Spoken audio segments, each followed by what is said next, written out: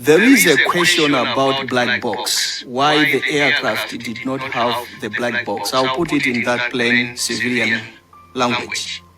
Was there any recommendation, because that's what your ministry does, was there any recommendation to Malawi Defense Force to acquire voice recorders and black boxes and put them in that aircraft because it was a VVIP aircraft as well?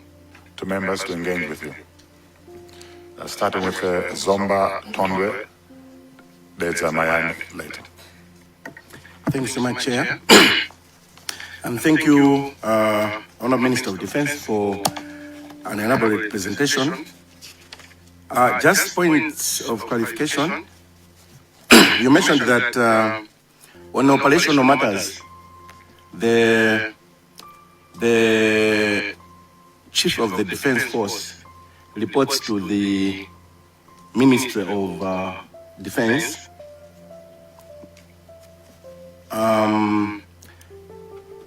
I'm asking that because earlier on we got information that the Army Command, the Chief of the Defence Force, reports to some specific officers.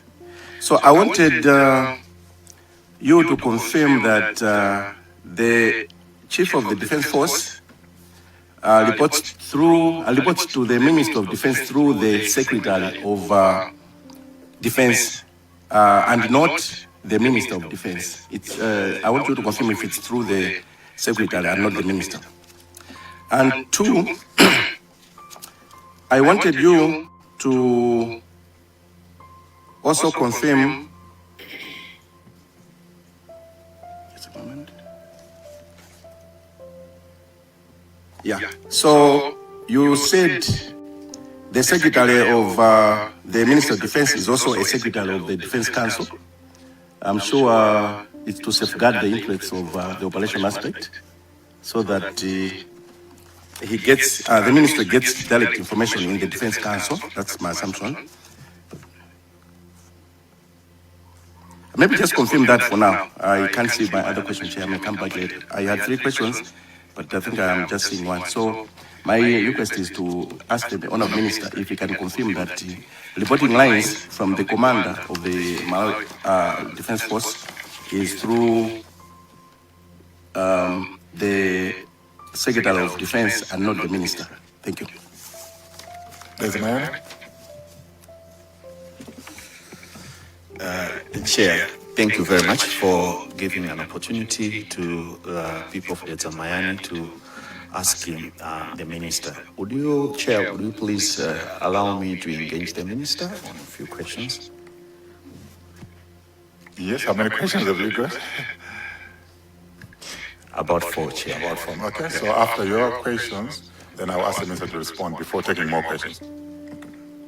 Thank you very much, Chair, for your guidance. Minister of Defence, I really appreciate your presentation.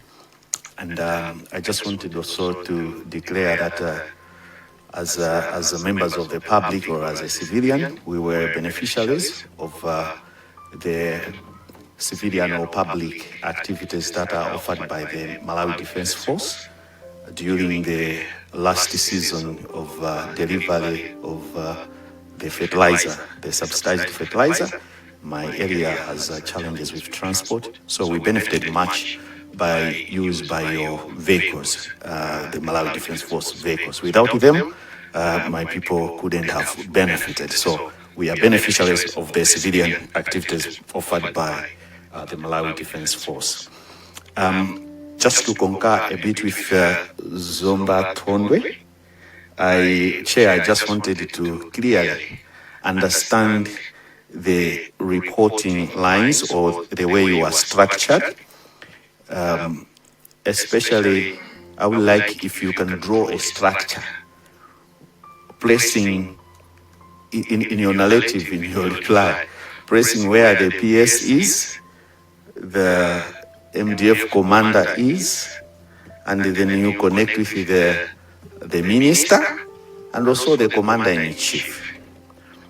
Chair, I'm emphasizing on the point by Zomba Tondwe, because if that line is not clear, then we might be finding ourselves in that. So this one don't reply because you replied together with the Zomba Tondwe. But where I wanted us to engage, Honorable Minister, in your presentation you have emphasized a lot on policies.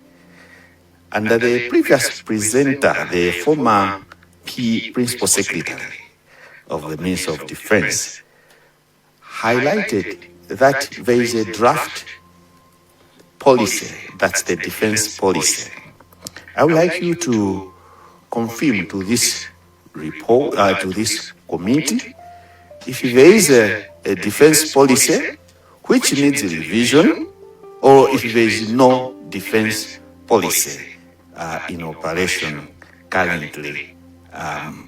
Because you have referred so much to policies, and I wanted to confirm if the previous submission by the former Principal Secretary, which he said the defense policy is in a draft form, and I wanted to confirm if indeed you are operating without a defense policy. That's my first one in our engagement.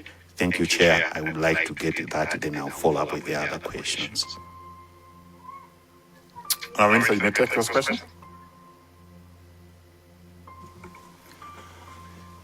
Thank you very much, Honorable Chairperson, and I would like to thank Honorable Member from Zomba Tondwe and also Honorable Member from Nyasa for the questions.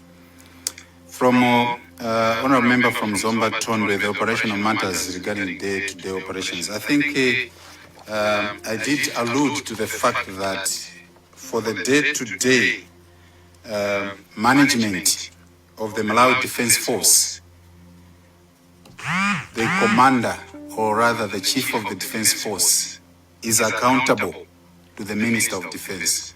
So, Honorable Chairperson, I would like the committee to understand that as provided for in the Constitution, Section 161, which clearly stipulates that the commander or the chief of the Defense Force is accountable to the Minister of Defense in the day-to-day management of the Malawi Defense Force. It's already provided for in the Constitution.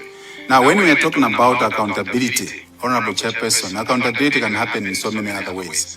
But when we're talking about accountability, what it means is for anything that happens within the Malawi Defense Force, the chief of the Defense Force is answerable to the Minister of Defense, if I'm to use a different word. Otherwise, the Constitution uses the word accountable, meaning that the Chief of Defense Force will be answerable to the Minister of Defense for the day-to-day management of the Malawi Defense Force.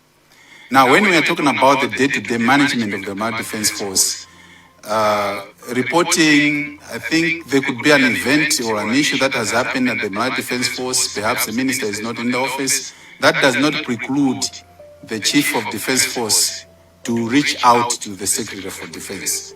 He can reach out to the Secretary for Defense to report on matters that have happened within the Malawi Defense Force.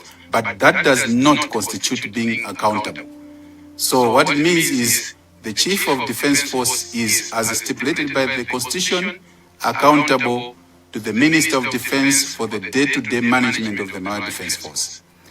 So if I'm to relate that to the question from Nyasa, again, if I'm to draw a structure with the Commander in Chief of the Malawi Defense Force, as I mentioned earlier on, that again, according to the Constitution, Section 161 again, ultimate responsibility of the Malawi Defense Force vests with the Commander-in-Chief. And I think, as the name suggests, the President is the Commander-in-Chief, meaning anything that happens again in the military, in the Malawi Defense Force, including the Ministry of Defense, just like all the other structures of government, being the Commander-in-Chief, the President holds ultimate responsibility of the Malawi Defense Force.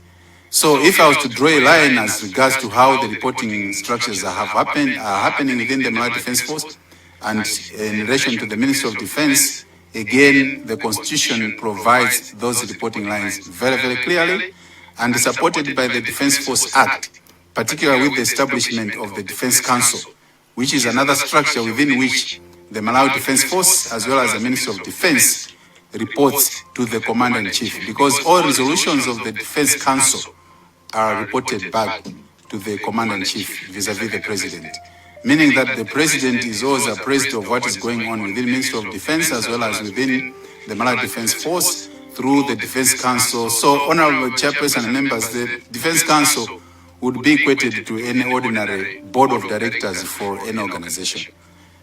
That's what I would simply relate it to say this is as good as a board of directors. But ours is a Defense Council, so the Commander-in-Chief is appraised of what goes on within the Malawi Defense Force, as well as within the Ministry of Defense, through, again, the Defense Council, as the ultimate decision-making body of the Ministry of Defense, together with the Malawi Defense Force. And related to that, the question that came, the Secretary for Defense, yes, I can confirm that the Secretary for Defense, again, in accordance with the Defense Force Act, is indeed a member of the Defense Council. And the Secretary for Defense sits in the Defense Council as a Secretary of the Defense Council. And myself, as Minister of Defense, I sit in the Council as Chairperson of the Defense Council. The other observations from the Zamayani, we appreciate also your acknowledgement of the work that the Malawi Defense Force did in delivering fertilizers in your constituency, just like we did in other constituencies as well. Thank you very much for that acknowledgement. I think the issue about, I hope I've managed to clarify on the reporting lines between the Minister of Defense, the Commander or the Chief of Defense Force, as well as the Commander-in-Chief. And indeed, I must state, Chair, here that, again, just like any organization, should there be any issues that the Commander-in-Chief would like to find out from the Chief of Defense, again, there is no law or legislation that prevents the Commander-in-Chief to check or reach out to the Chief of Defense Force for any information that he might wish to have. Equally so, just like the President, who is the Commander-in-Chief, there is no legislation that prevents him from reaching out to the Minister of Defense to get or to check any information that he may wish to check with the Minister or indeed with the Chief of the Defense Force. The defense policy, Honourable Member from the Zamayani, yes, the defense policy is in draft form. Just like I mentioned that the Act, the Defense Force Act is just 2023, July 2023. So the expectation is from the assent that happened in July 2023 of the Defense Force Act, the next steps are the development of the subsidiary legislation vis-a-vis the Defense Force regulations, and subsequent to that, development of the defense policy. So indeed, the defense policy is in draft form. We are developing it. And the timelines that we're giving ourselves is that before the close of this year, we should have it done, because it's now going through the approval processes. It has to be considered again by the Defense Council before we even escalate it to the Commander-in-Chief. So yes, the defense policy is available in draft form, moving towards completion. I thank you very much, Honourable Chairperson. Chair, my last submissions. Why I asked that background is that we have the previous presenters had highlighted the former PS for Minister of Defense when he was asked about inventory or knowledge on the status of the Malawi Defense Force assets, in particular things like airplanes and the rest. He said your minister doesn't keep that inventory, such that as you are here, you might not necessarily know how many main statecrafts, like aircrafts, their status and what. I just wanted you to confirm if indeed that your minister doesn't keep the actual inventory on knowing what is in the Malawi Defense Force, if that's the situation or if it has changed. Thank you, Chair. That's my last submission. No, Minister, let's exhaust this one. Honorable Chairperson, without reflecting on what the former PS said, I wouldn't want to answer on his behalf, but answering on my own behalf as Minister of Defense, just like I mentioned with the structures that I mentioned, particularly with reference to the Defense Council, being a structure within which we receive reports of what is happening within the 4 service units of the Defense Force. I already mentioned that the Defense Council includes the service commanders, Air Force, Army, Navy, as well as the Malawi National Service. Why they are present in the Defense Council, and I mentioned that the Defense Council exists to receive reports from the Chief of Defense Force as well as the Minister of Defense. So this is a structure through which we receive reports. And when we're talking about receiving reports, obviously, we receive reports on how these units are performing. So if we receive reports on how these units are performing, we receive reports on what their asset base is. So if the previous speaker said they don't know, I don't want to reflect on that previous speaker, but this minister, through the structures that we have, we do receive regular reports on the assets, the inventory, and the status in which all these assets are, so that we can make informed decisions on what sort of investments we need to make to ensure that we increase the efficiency, the operational capabilities of the Malawi Defense Force. I thank you very much, Honorable Chair. Nkata North, Chair Zonzi, and we're going along that line, and I'll finish up with the Zomba City South. Yeah, thank you, Chair, for giving people Nkata North to ask questions, or 2 questions. Honorable Minister, good afternoon. Good afternoon. Can we go to our presentation number 9, Air Safety and Accident Investigation Procedure? Yes, procedures. Bullet, the last bullet. You said the ministry remain committed to transparency, accountability, and the continuous improvement of aviation safety standards. My question comes now that last time here we had to have a chance to interact with the Ministry of Justice. He presented here telling us that he couldn't have time to go through to the report which has been produced by the Army. So you have been in the office maybe for a few months, but my question is, have you ever have that chance to go through the report for the accident?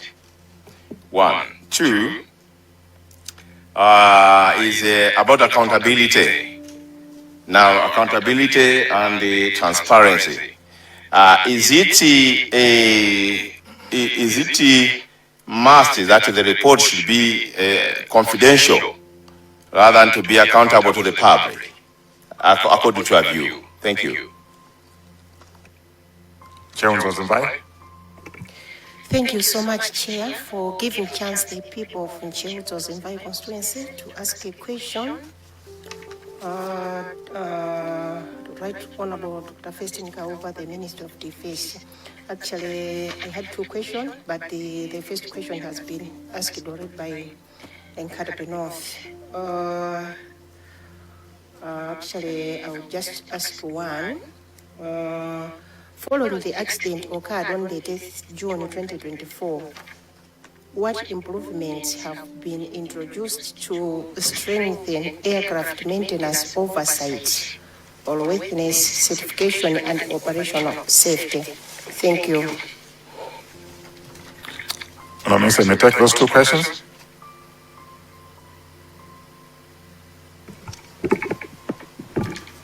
Thank you very much, Chairperson and honourable members, and I wish to thank Nkata North for the questions. Access to the report, I take it that this is the report of the Malawi Defense Force or the report of the inquiry? The report of... So Malawi Defense Force. Thank you. So the Malawi Defense Force report, yes, I've seen it. That's my answer. Then is a report supposed to be confidential? I would say not necessarily, because I guess any reporting any report is supposed to be submitted to the authority that approved, authorized the issuance of that report.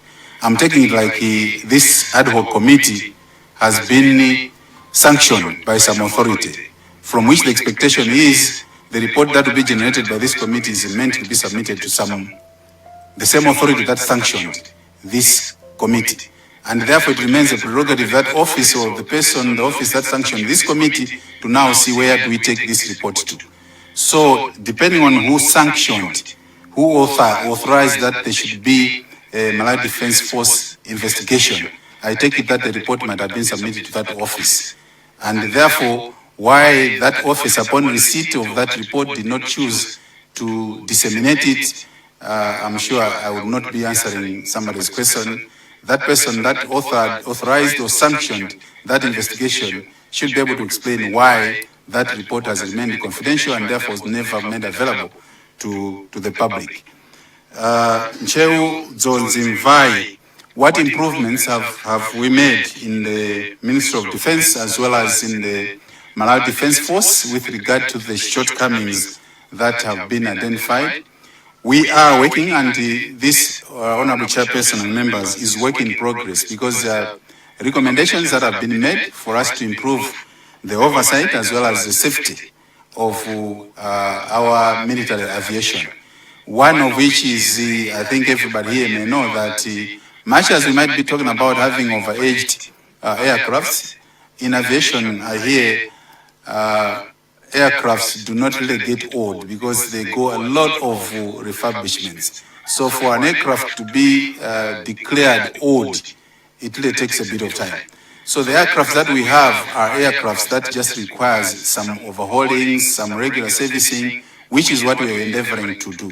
But I must hasten to mention, Honorable Chairperson, that the challenge that we've had is the same issue of resource constraints. And one thing that we are doing is to advocate for decentralized financing or funding of the Malawi Defense Force service units that I mentioned, the 4 units. We would want to move into a direction where we would want to see Minister of Finance and Treasury financing the Army separately, financing the Malawi Air Force separately, financing the Navy separately, and financing the Malawi National Service separately, as well as, of course, financing the joint Malawi Defense Force headquarters separately. This, we believe, it will also improve in terms of resource utilization, but the investments that we make. Because for the short time that I've been in the Ministry of Defense, I've noted that when we're talking about operating the Malawi Air Force, it's not really a small thing. And indeed, to undertake maintenance and repair works for our aircrafts, it's not a small thing. Sadly, most of our aircrafts are grounded because not much of this is happening.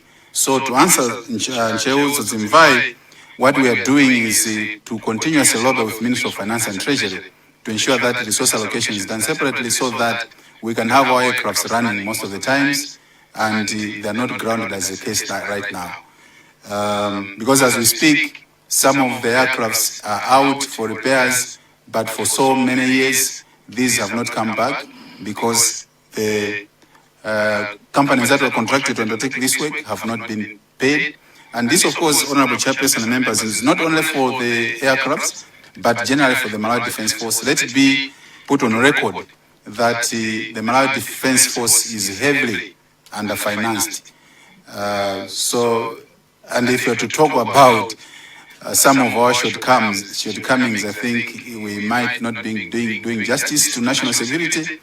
I would rather stop here with your permission, Chairperson. I thank you. There's a Casina, and then we go to Mwanza Central. Thank you so much, Chair. I will not ask too much questions because Kadabe had asked what I wanted to ask, but just to say, good afternoon, Honorable Minister. Good afternoon. Chair, the Honorable Minister in some other world used to be my CEO somewhere else when we both worked in the same ministry. And he's a man of his integrity, unless he has changed it because of other things. Can you confirm this whole document you have submitted it, and we can speak to it? Sure, I can confirm, Honorable. Okay, can I take you to your last statement on page number 9, where you have committed to fully cooperate with this ad hoc committee?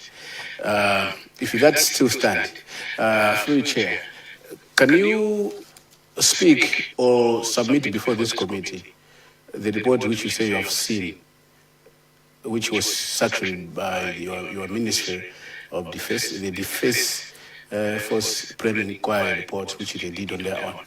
Can you submit that report before this committee? Sure, Chair. I mean, I already committed that we want to cooperate with this committee. Thank you, Chair. Chair, through you, can I ask that the witness duly submit that report which MDF did conduct its own inquiry, because as he has committed through this presentation, I thought he can share it so that we can look at it. And then lastly, we didn't want to comment on the previous witness, the former PS, but you have gone rounds and rounds on the inventory. When Mayani asked you, you said no. The Defense Council is there to receive reports. I think you have almost four times you have repeated that statement. I wanted you to confirm with this committee if you know the inventory as to how many planes the MDF has, how many are in operation and how many are in that service, which you said some are yet to come back. I like this idea, Chair, that the minister, as I said, is very honest to say the MDF is, or the ministry, whether it's MDF or ministry, is under financed, because I think you agree with me. If there's one vote which is more of into secrecy, it's the Defense Force, because we say, and you are not fully recognized. Because we hide under the curtain of national security. I like that you are able now to speak out that no, we are underfunded, we don't have this. Now, one of the TORs of this committee is to provide recommendations at the end of everything. Maybe before we give in the recommendations on how best we can support your ministry and your children of that's Army, Air Force and Navy. Can you share with this committee the inventory as to how many, even the marine equipment you have, and that which you don't have, and those who are fractional, most especially the plane. How many planes, how many helicopters you have? Can you? Minister, you may take the question. If you can't, then you may have to respond to the PS. Thank you very much, Chairperson. And I wish to thank the honorable member from Kasina. Indeed, cooperating fully with this committee, we will do. And as I mentioned, yes, this report can be shared. The ministry, or rather now Defense Force, hiding under the curtain of security. I suppose, Honorable Chairperson, this also ought to be accepted, because there are some matters that certainly we cannot be talking about them like right now here. As you mentioned, Honorable Chairperson, that this discussion is being is live wherever it is, YouTube and wherever. So I don't think it would be right and proper in the interest of national security to be talking some of these issues now. Having said that, I don't think it will also be proper for me to be saying, your Malawi Air Force has got 0 aircraft that is operational. I don't think it will be proper. Neither will it be proper here, now that we are on air, to be saying what's the inventory of our Navy, what's the inventory of our Army, how many guns or rifles do we have. I don't think, Chairperson, with due respect, I don't think it would be proper for me to be disclosing such kind of details. Nonetheless, in the interest of this inquiry, if such kind of information is available, certainly I'll have to liaise with appropriate authorities to see what is it and to what extent can we share our security details, lest those security details land in wrong hands. I'm sorry to say this, Chair, but I think this, I believe, the committee would also agree with me. So we have the inventory, yes, but Chairperson, I'm hesitant to start mentioning the sort of inventory that we have for our military. Thank you very much, Chair. Yes. Chair, I fully understand the minister. As I said, is someone who I know very well, very honest. I don't want to go into that kind of details. You have already started saying we have some planes which went for servicing, but they are yet to be back for a number of years because we haven't waited. You have already started it. So I just want to confirm, do we have any operation, if we have any emergency today? Do we have any operation plane under MDF which is in operation? I don't know to go into how many are they, and I don't know who put the gun. But do we have any plane which is in operation as we are speaking right now? I think the Honourable Minister, as already said, he doesn't want to expose our strength and weaknesses to the enemy. So you're trying to get the answer in a different way.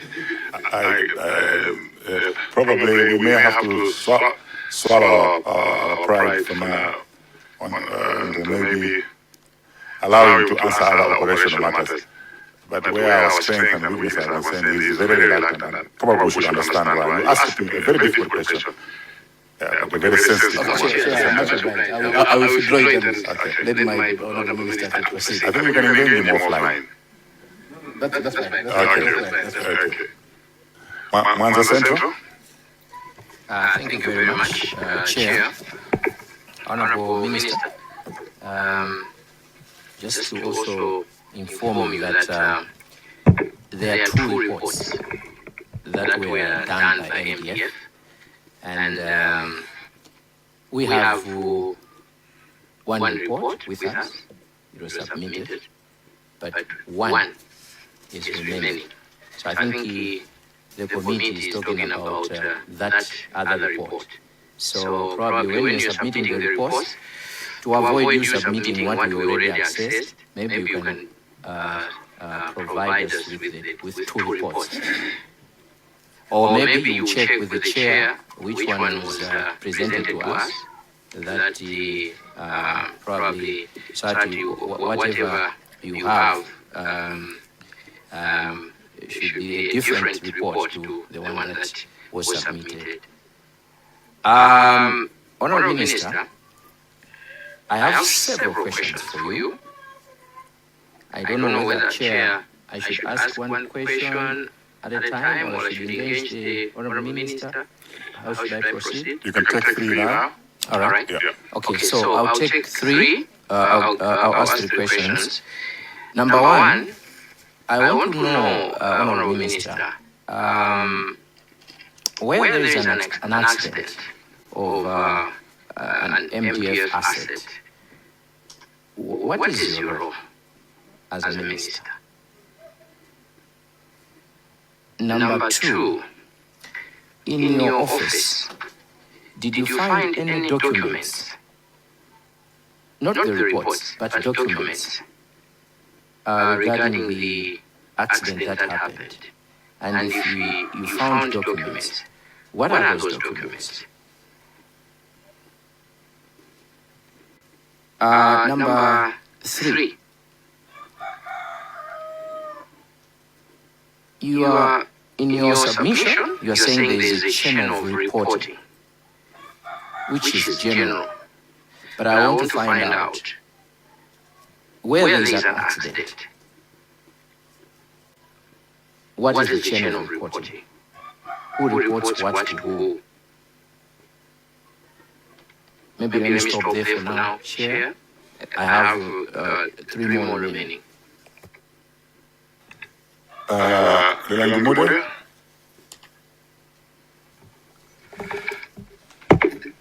Chair, thank you so much. I hope the Minister will be able to respond to all these questions because I think I have two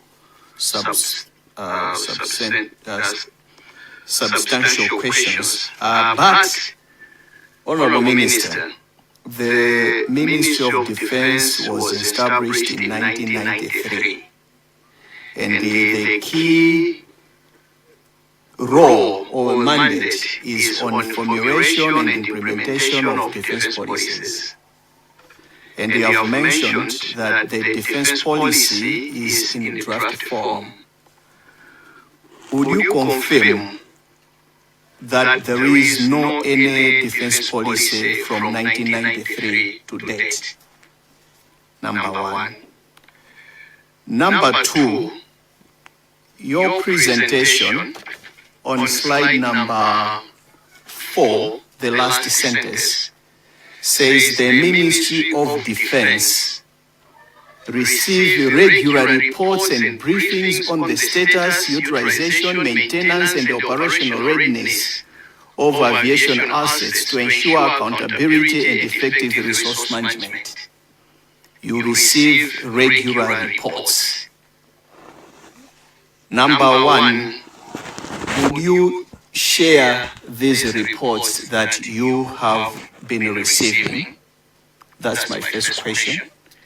And my second question is, in your analysis, because I believe when you went into the ministry and the PS, you looked at these regular reports. There is a question about black box, why the aircraft did not have the black box. I'll put it in that plain civilian language. Is there any recommendation in your ministry telling Malawi Defense Force to actually acquire a black box and put in these aircrafts because they came without it? That's what we hear from the report from BFU and the Commission of Inquiry. Was there any recommendation, because that's what your ministry does, was there any recommendation to Malawi Defense Force to acquire voice recorders and black boxes and put them in that aircraft because it was a VVIP aircraft as well? My last question, Honorable Minister, is just to get a confirmation if you have seen any documentation in your office of the ministry being informed about the acquiring or the acquiring of the flight by the late former Vice President. Because we just want to understand the policy guidelines on when the VVIP request an aircraft from NDF. Do they need to report or inform your ministry about it? Thank you so much, Honorable Chair. Honorable Minister, you may take questions from those two submissions, those two witnesses. Thank you very much.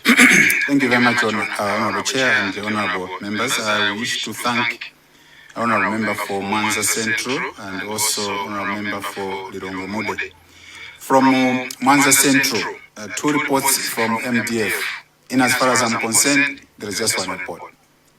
I don't know about 2 reports. So the report that I have, just like you said, that if I can share with this, I think there was a mention to say whether I need to check with the chair, whether the report that I have is the same one that the chair has. But I don't have any problem to submit the report that I have so that the chair can also check whether it's the same one that he has, to avoid circumstances where maybe I might be withholding the report that I have and yet the report that the chair has perhaps is the second one or is the first one, depending on whichever is the first one, whichever is the second one. But I wish to confirm that I have 1 report, and working with the Malawi Defense Force says there is 1 report. So this one I'm ready to share with the committee, Honorable Chairperson and members. Yes, what's the point of order? Chair, I just wanted to really emphasize the idea that we know there are 2 reports which were made confidential and this committee is interested. So the first one was from MDF, but the other one was from Civil Aviation. So I just wanted to highlight, according to the presentation by the Minister of Justice. Thank you, Chair. So the report from Civil Aviation does not fall under the purview. That will be pursued separately. but I'm aware about the background where Mwanza Center is coming from. There is an allegation that there was a report that was issued within a week after the plane crashed. Okay, it was a very brief report. That's an allegation. Okay, that brief report was never circulated. So, apart from the actual detailed report that we have, that Parliament was served with, we have a full dossier that we have been served with. It hasn't been made available to the members for security reasons. Okay, but Parliament has that full dossier, that full comprehensive report. But I think he's making a reference. He's trying to clarify. There was a preliminary report. There is a preliminary report that was provided to Parliament, and that report was made available to some members, and members were asked, if you wanted to access the report, you can come to Parliament, it would make it available. That was made very clear. So those that had time would come to Parliament, read it, and make it, and then they would acquaint themselves with that particular official report. So that's where Mwanza Central is coming from. Yeah, just to clarify that misunderstanding. Yeah. Thank you very much, Chair. I appreciate it for that clarification. But let me just go back and say that indeed I have one report, and I'm more than ready to share that report with this committee. The second one was the role of the minister in the event of an accident. Honorable Chairperson and honorable members, if I may take you back to slide on the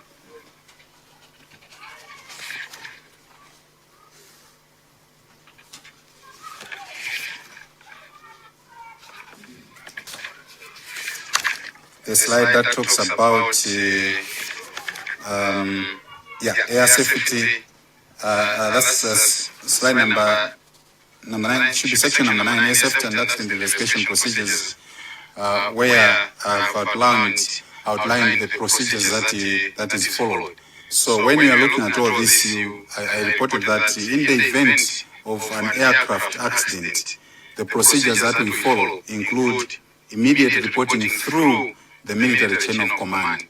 So the military chain of command is whoever was responsible for that activity, they will have to report back through the line of command within the military, up to the minister, up to the chief of defense force, the minister, and even up to the commander-in-chief. Again, the issue of preservation of evidence, obviously this now will be the responsibility of those that would be responsible for the actual, whoever will be available at the site of the of the event, and of course the investigations that are going to be carried out. So what I'd like to emphasize is adherence to the line of command. As you might appreciate that that's how the military operates. So you not expect anyone, any Jim and Jack, to report about an aircraft accident without necessarily within the military following the line of command. So that's what has got to be adhered to until the same is reported to the minister as well as to the commander-in-chief. The documents, if there are any in my office, I think the honorable member from Mwanza Central says that apart from the reports, if I come across any documents related to the accident, I would like to say no. I haven't seen any other piece of paper or document that talks about this accident besides the reports that I've made mention of. The chain of reporting, I suppose again this is about the chain of command with regard to reporting an accident, which I've already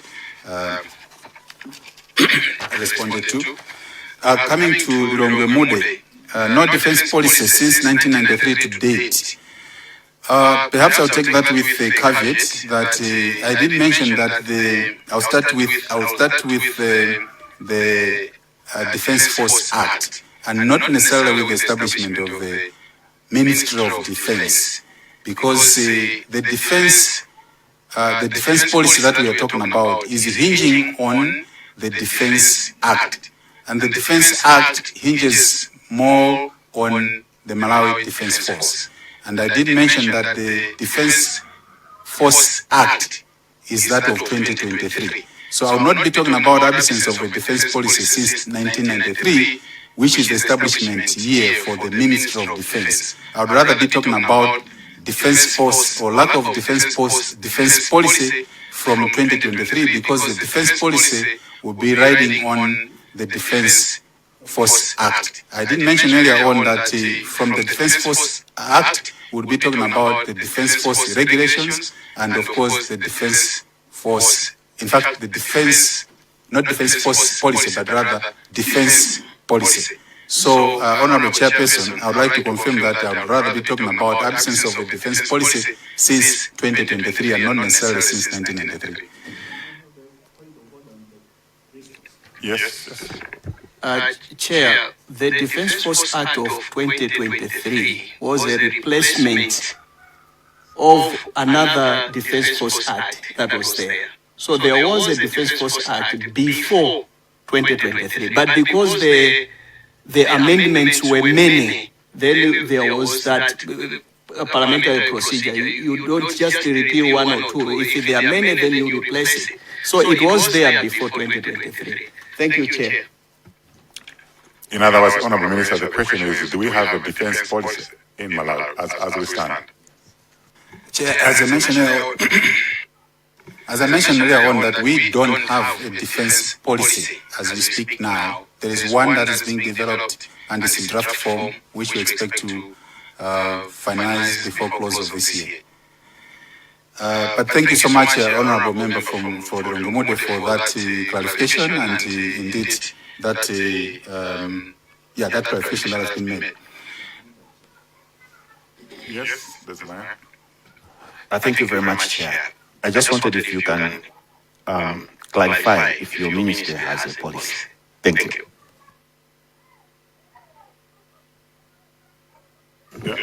Chair, I wanted the minister to be straightforward through Chair, because when we keep saying by the end of this year, are we saying January to December, or we are talking about the financial year, the calendar year which we use as a parliament, where it started from 1st April to 31st March next year, so that we should be specific in that. So members would like to know the plan of action.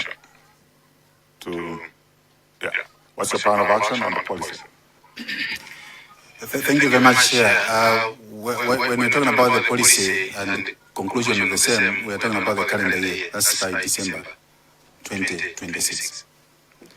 The question to say, do we have the ministry policy? Chairperson, let me clarify that when we talk about the Ministry of Defense, the Ministry of Defense, sitting where I am, there is very small defining or differentiating line between Ministry of Defense and the Malawi Defense Force.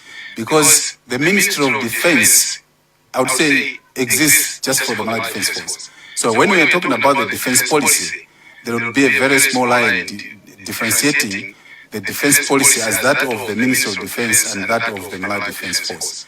Because unlike other ministries, for the Ministry of Defense, we deal with the Malawi Defense Force only. So when we be developing, as we are developing this policy, we are developing a policy that will be working for both the Ministry of Defense as well as the Malawi Defense Force.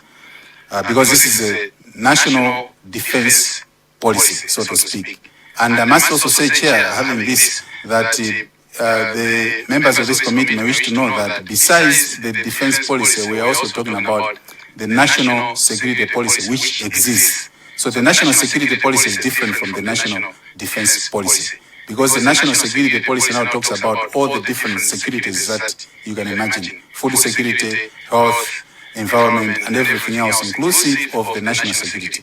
So we have a policy, national security. What we are talking about here is the defense policy. The black box, with your permission, Chair, if I can go back to Lirongumude, the black box. Any recommendation to acquire the black box? Yes, Chair, recommendation. I think everybody agrees that with the 10 June 2024 accident, there are so many lessons that we have learned as a country, sadly, acquiring these lessons through an accident. Because I suppose just as the committee might have established that, as Lirongumude said, this committee has learned that the aircraft never had a black box for some particular reasons, but it has been noted that it is very important to have black box for obvious reasons. I'm also aware, Chairperson, Honorable Chairperson and members, that when we are talking about black boxes and military aircrafts, particularly state aircrafts, there are also some conventions that do not make the black box being available in such kind of aircrafts. I think we're talking about Chicago Convention on civil aviation that do not make the black box be mandatory on state aircrafts. However, with what happened, and of course also considering, because the black boxes don't come at a small price, they also come at a small price. So it would be important going forward to consider having these black boxes even in the state aircrafts, even in the military aircraft. I know Mode for his previous life that he knows the reasons why the state aircraft don't have a black box. There are some specific reasons. Again, with your undertakings here, and I hope even Mode will permit me not to get into those details. But I think the lessons that we've learned through this accident, it will be very, very necessary to consider having black boxes in the military aircrafts for obvious reasons. Confirmation of any documents on acquiring on how the aircraft was acquired by the late Vice President. I would like to confirm, Honorable Chairperson, that I haven't seen any document that indicates how the Vice President acquired usage of this aircraft. Let me stop there, Honorable Chairperson. Thank you very much. Doa Kasangazi, and then Kasungu North. We probably will wind up with Mulangi North. Thank you very much, Chair. Sorry, I don't have Zomba City South. Thank you very much, Chair, for giving the people of Doa Kasangazi a chance to ask some questions. I have two questions for the Honorable Minister. The first question is on the fact that we are told that whenever the Vice President would like to acquire an aircraft from the military, the President of the Republic as Commander-in-Chief has to approve. I would like to know, Honorable Minister, if you are aware of this requirement and if the Ministry of Defense is involved in that process. That's the first question. The second question is on the fact that we have been told that the aircraft that was involved in the accident in 2024 was acquired around 1986, and that it was 40 years old, around 40 years old. I would like to know if your ministry has plans to acquire new aircrafts. Thank you very much, Chair. Kasungu North. Thank you, Chair. Kasungu North has got only one question to ask the Honorable Minister. My question is, what formal or informal defense cooperation arrangements exist between Malawi and neighboring countries regarding aviation emergencies? Thank you, Chair. Minister, you may take those two submissions.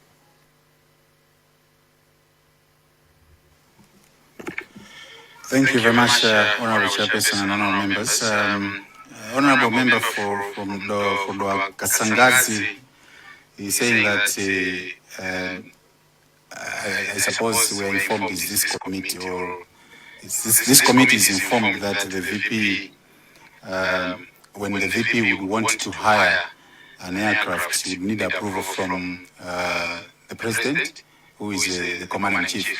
So as I mentioned again, Chairperson, I will take you back to my presentation where I presented the procedures that are followed when hiring the aircraft, which is on number 7, where a formal request or a formal memo has got to be submitted by the government ministry, department or agency, stating the purpose of the trip and why military equipment would be required for such kind of a trip, and everything else that follows. And this section mentions that the commander of the defense force is the one who would now manage all this process.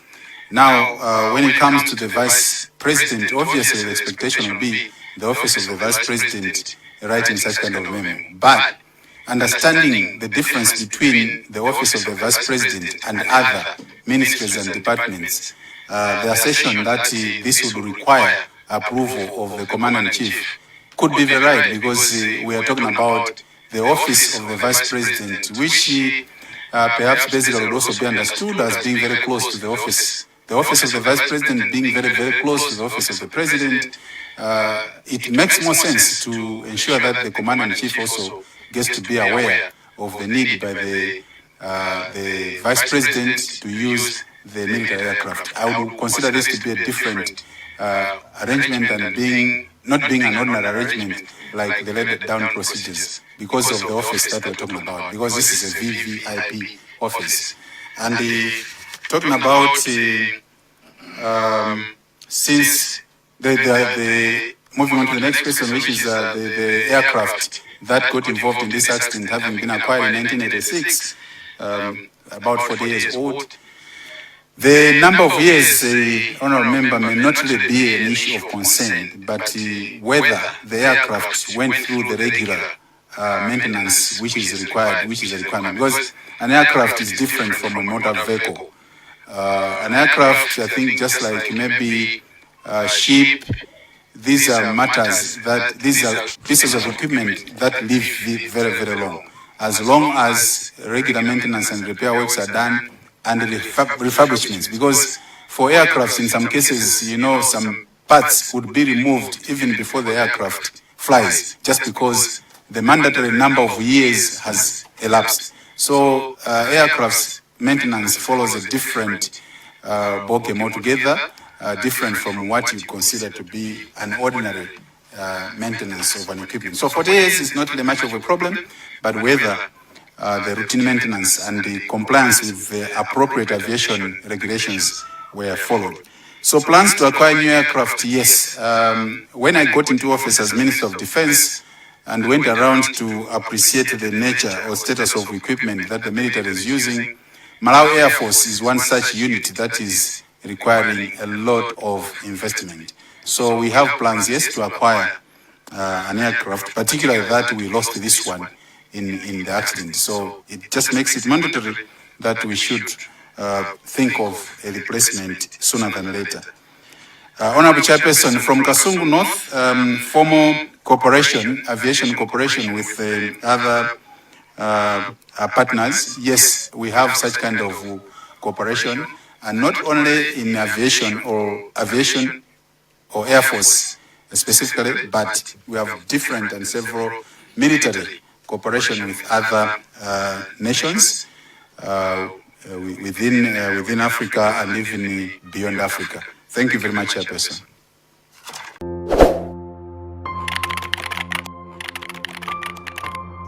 Nyasa blog.